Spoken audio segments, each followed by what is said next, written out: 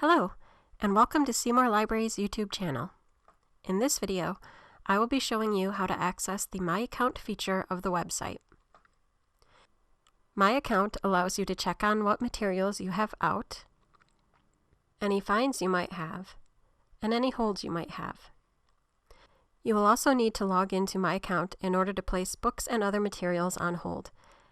You may also need to log into My Account in order to access different databases, or as we like to call them, e-resources.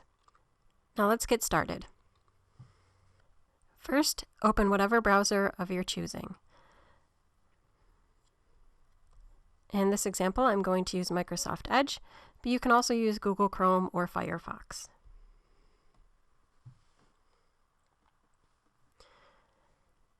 Next, enter seymourlibrary.org in the browser bar.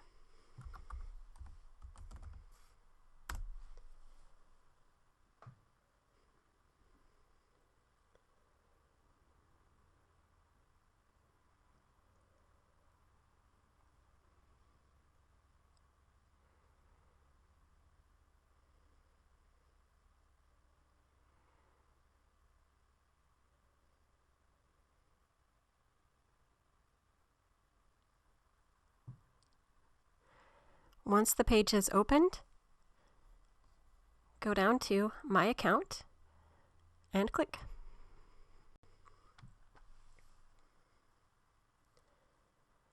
This will take you to the main login page for the Finger Lakes Library system.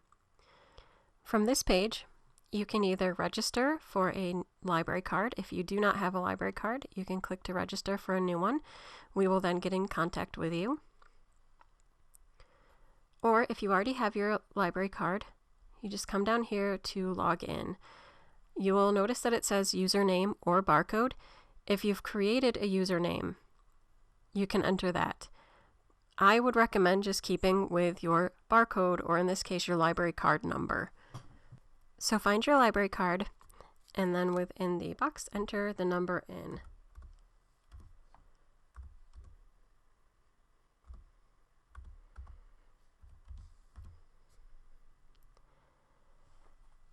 And then you'll see that it asks you for a password. Your password is your PIN number, and it's assigned to you when you sign up for a library card. Usually, this is the last 4 digits of your telephone number, of the number that you registered with us when you first got your card. If your number has changed since then, but you did not change your password, it'll still be the old number. You can also change your password at any time just by accessing the My Account features, but you need to log in first.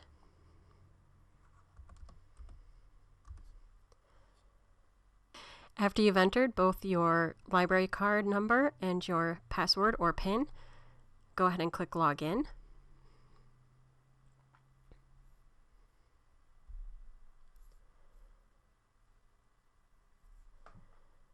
You will notice that this is our sample or dummy card, so it has an interesting name. But you'll also notice that this allows me to check my items. So right now there are no items checked out to this card. I can check my account over to the left. Here's all of the different features. So my record shows me the basic information of this card, when the registration occurred, and the expiration date. So if you ever want to check when your card is expiring, you can check the My Account feature here. If you've received any messages from the library, they will go here. You can change your contact information and preferences here. I'll show you quickly what that looks like.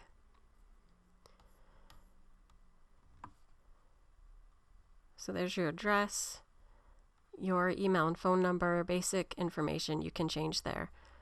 I would be cautious about changing your address here, simply because we need to verify that address, so we will actually ask you to send verification into us or to stop by in order to verify it. So just be aware of that the changes are not automatic, and that you will actually place a block on your card once you change this information, because we need to verify the proof of it, just to make sure that your card hasn't been stolen and accessed by somebody else. Again, back to the left, you can check your items out, which is the page that it opens up to when you first log in. You can check hold requests. So this is if you have placed a book on hold already. This will show you its status and what books you have placed on hold or other items. If you've had any fines or fees on your card, you can actually access it here. And it will show you the charges.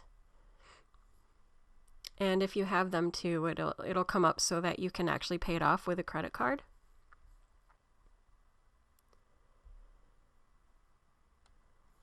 If you have claimed any titles as lost, it will be listed here. And you can also save searches while you are browsing the catalog.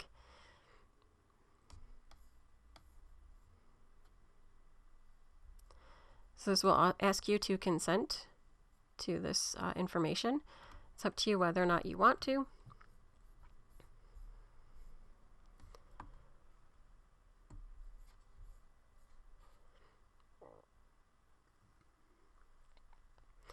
You can also create and save lists. So these are good.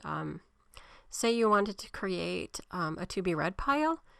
You can actually do that here. You just add the books to the list. So you can name it TBR, and then you can fill it with books that you're interested in, but maybe not ready to place on hold yet or read. You can go ahead and save them into a list, and it will keep that there, and it'll just say TBR. I can actually show you what that looks like. So I'll go ahead and say this, and yes, it's okay if it gets seen. And then I would just add a name, create the list,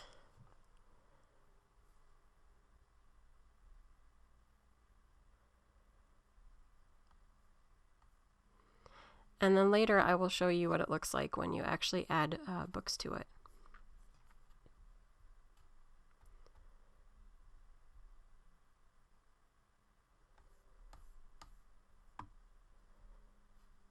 If I scroll further down on the page, you can just see the different e-content that you can access and some of the searching filters here. So if you want to check out hardcover fiction, you can just click there and it will show you a list, nonfiction, then paperback, and then new titles. You can browse right here just by clicking. And you can also make a donation if you want to as well, and it'll take you to one of those pages. So here are the new titles, and if I wanted to see new books, just go ahead and click there. And this is a list of newer items available at the library. So now I've logged into my account and I'm ready to search for books and maybe place some items on hold. I just go over and click on search. I'm going to go ahead and do a basic keyword search. You'll notice that at this time it says Auburn items only, and that's because we are only checking out titles that are available at Seymour Library or can be held there. So now I'm going to do a search for a book.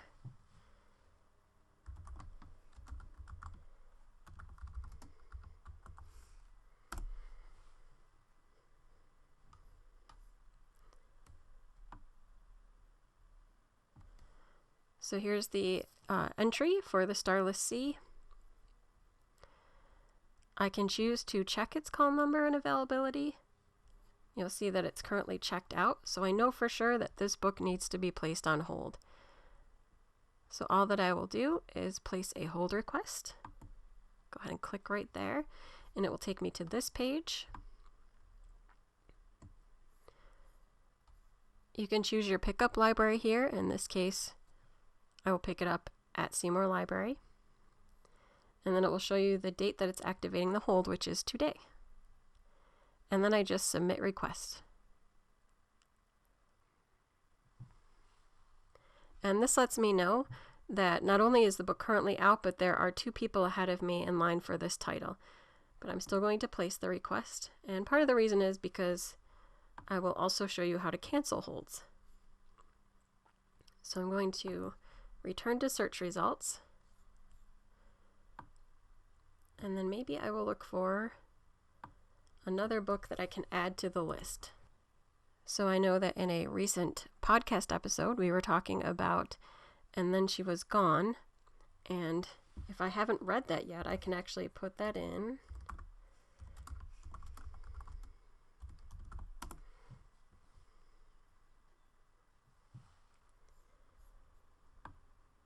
Here's the book. So now I'm going to check its call number and availability. This is another book that's out, but that's okay. Now, I know that, let's say I have that other book on hold and maybe I have stuff at home. So I'm not ready to read it yet, but it sounded really interesting in that podcast. So now what I can do is add to list. And I'm going to choose the TBR. And now it's been added to that list.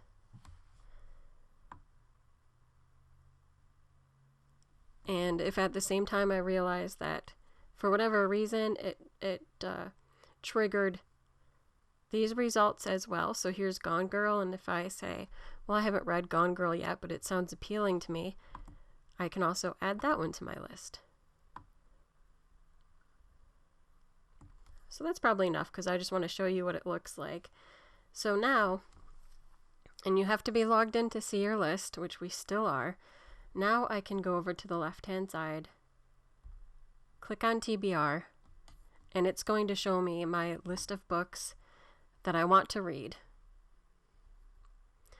So that's just a fun feature that we have. And the other thing is you can easily click into them. And if I'm ready, I can then place the book on hold. So now if I hop back to the main My Account section, I click on my name, and I go over to Holds Requests. I can now see that I have this book on hold, that the hold is active. When it's available, it will change the status, so you can check for that. If it says that it is held, that means that it is now available for you to pick up. So in normal operations, you'll see held and it'll be there. Right now we're working slightly different and you will be contacted in order to pick up your hold. But you can watch for this during regular times, and it will let you know the status of the book. It'll go from active to pending to held.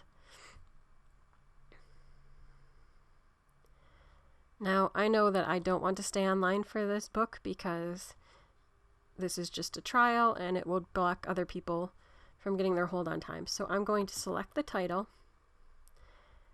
and I'm going to just go ahead and cancel the selected hold. This is also where you can change the pickup if you accidentally chose a different library for whatever reason. Usually you don't have to change that at all, but if for some reason you did, you can change your pickup location there. But I'm going to go ahead and cancel selected. It's going to ask me if I'm sure. I am sure, so I'm going to submit that. And now it's been canceled, so this won't block anybody from getting the book next. So I also mentioned earlier that logging in, having your account, also allows you to access the databases. So they can be found right here under Online Databases. You just have to click in there, and then you can browse any of the databases. Within Literature and Books, you could access Novelist Plus.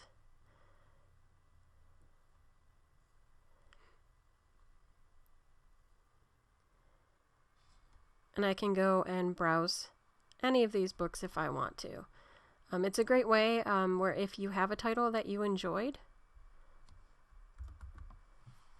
so let me just see what I get here. If I search the Starless Sea here, because let's say I read it and I really liked it, I can click on the title,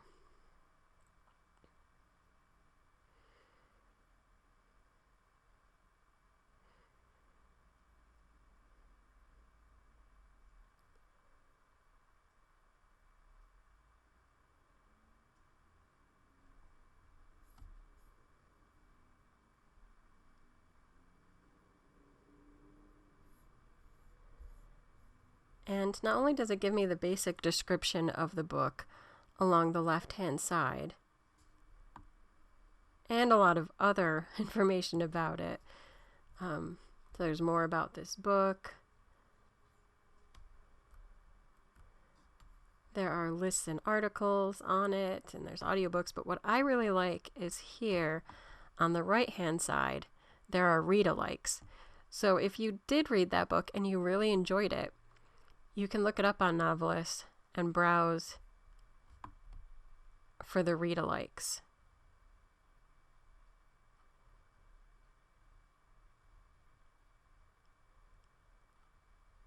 And there are some good choices there. So Novelist is often one of those databases that you will need to be logged into your account in order to access it. Another one is TumbleBooks,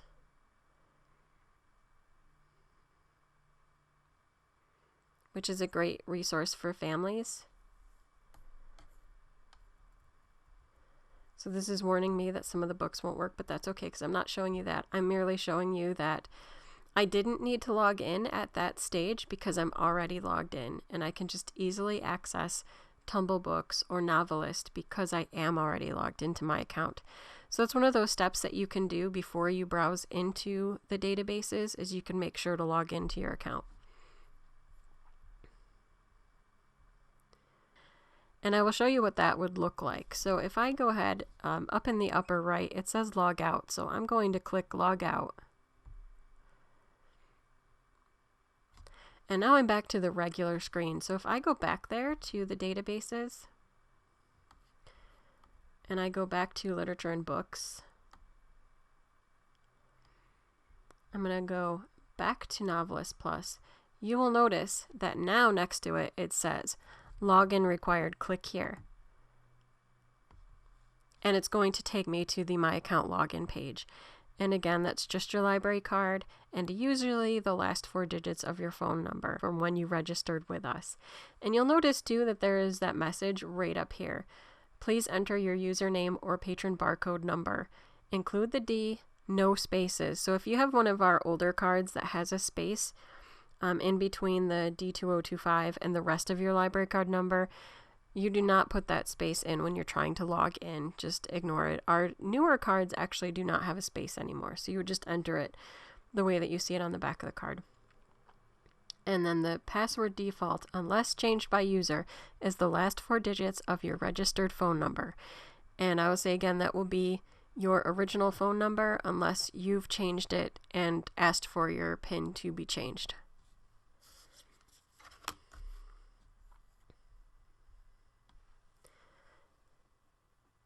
So that is using the My Account feature of the website.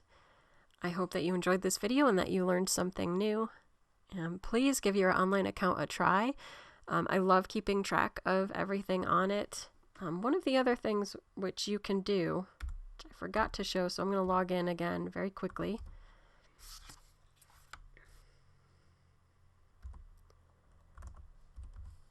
And this is one that we're often asked about.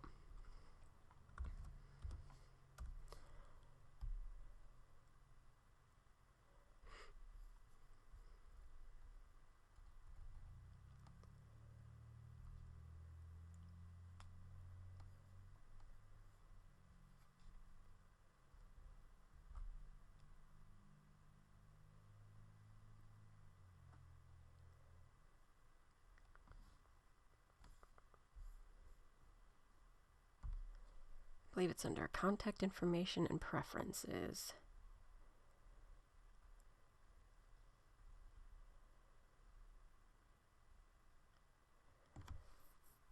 So if I scroll down to the preferences section, not only could I choose whether or not to ever have a printed receipt or text messaging, you will notice a little square, and next to it it says maintain reading history. If I check that, it will give you the little pop-up about this information is saved here, and if law enforcement wanted it, they could get it. But if I go ahead and say OK, what happens now is any items that I have checked out, will be saved in that reading list.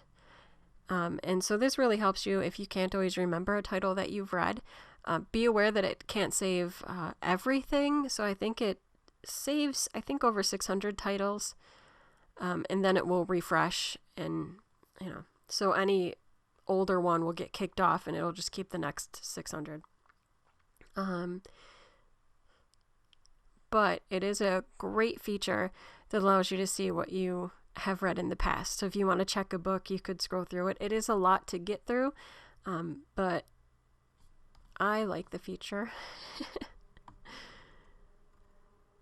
And I think that really is all there is to know about my account. But if you do have any questions, please feel free to contact the library, and we will try to answer them for you. Thank you once again for joining me for this video, and I will be back with more technology tutorials, and we will have lots of other fun programming coming up, so please make sure that you subscribe to our channel and keep an eye out on our social media and website for more. Until next time, bye.